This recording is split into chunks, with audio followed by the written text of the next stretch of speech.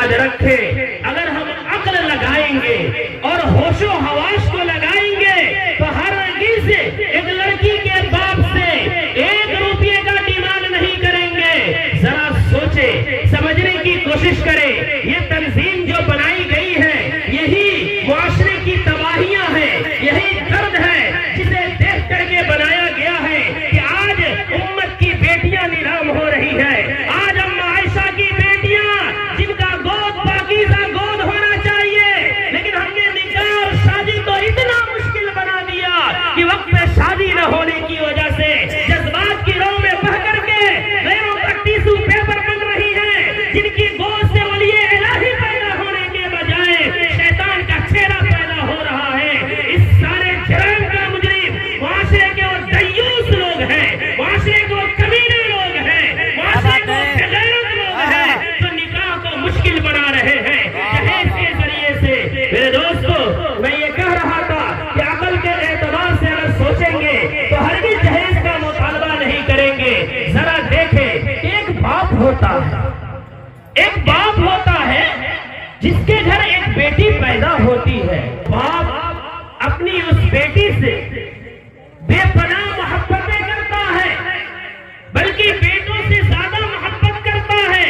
اسے سینے سے چمٹا کر کے رکھتا ہے، اس کی تعلیم اور تربیت کرتا ہے، اس کی عزت اور آبرو کی حفاظت کرتا ہے۔ اور جب وہ بیٹی جوانی کے دہلیز پہ قدم رکھتی ہے تو وہ باپ مجبور ہو کر کے اسلامی طریقہ کو انجام دینے کے لیے وہ معاشرے کا چکر کاٹتا ہے، طواف لگاتا ہے، ایک اجنبی شخص کو تلاش کرتا ہے، اس سے اپنے بیٹی کا نکاح کر دیتا ہے۔ ذرا انسانیت کے ناطے سوچے، دھرم کو چھوڑ دے، مذہب کو چھوڑ دے، مسلک کو چھوڑ دے، انسانیت کے ناطے سوچے اور سوچے کہ کیا ہمیں جہیز لینا چاہیے یا نہیں لینا چاہیے۔ وہ باپ ایک اجنبی شخص کو تلاش کر کے اپنی بیٹی کا،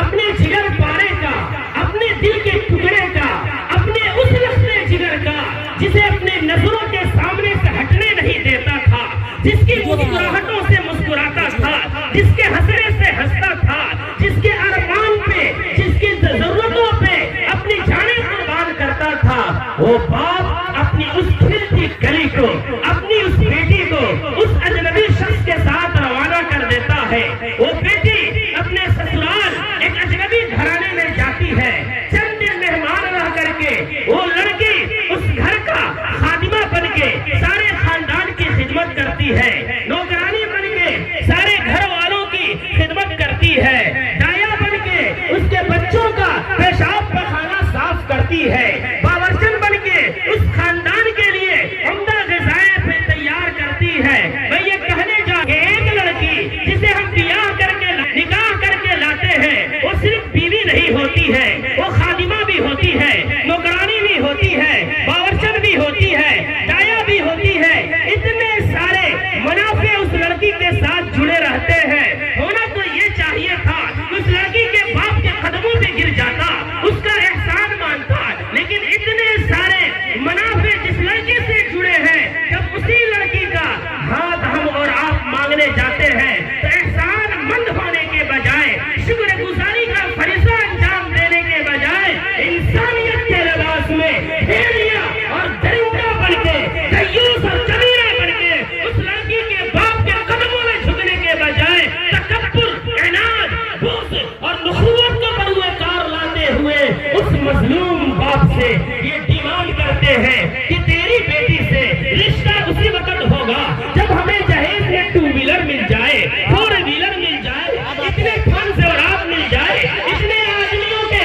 کپڑے مل جائے۔ پوری زندگی بھیک مانگ کر کے پہنا تھا، آج بچے کی شادی کر رہے ہیں، اس لیے آج ہمیں بھیک میں 10 آدمیوں کو کپڑا دے دے تب تیری بیٹی سے شادی کریں گے۔ ذرا سوچئے، کیا اسے آپ انسانیت کہیں گے؟ خدا کی قسم کھا کے کہتا ہوں یہ انسانیت تو نہیں ہے، البتہ حیوانیت ضرور ہے، بہیمیت ضرور ہے۔ میرے دوستو اور بزرگ، یہ بڑا سنگین معاملہ ہے۔ ساری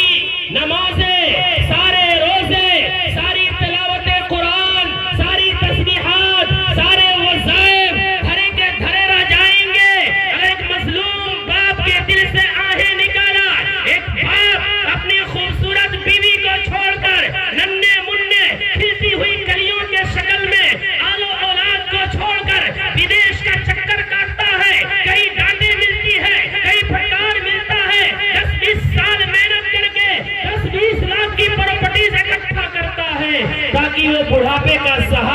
سکے، لیکن یہ ظالم معاشرہ جب اس کی بیٹی کا ہاتھ مانگتا ہے تو 10-20 سال کی جمع کی ہوئی خون پسینے کی پونجی کو بھی لے کر کے چلا آتا ہے۔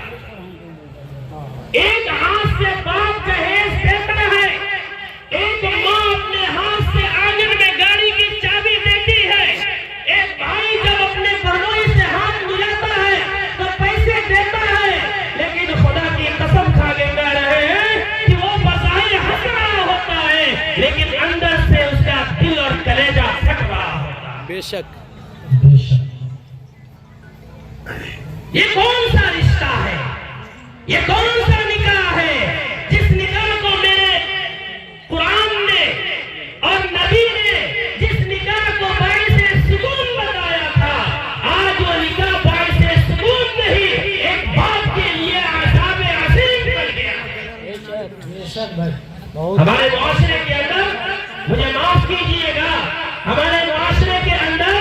ایک بھکاری تو وہ ہے جو ان کی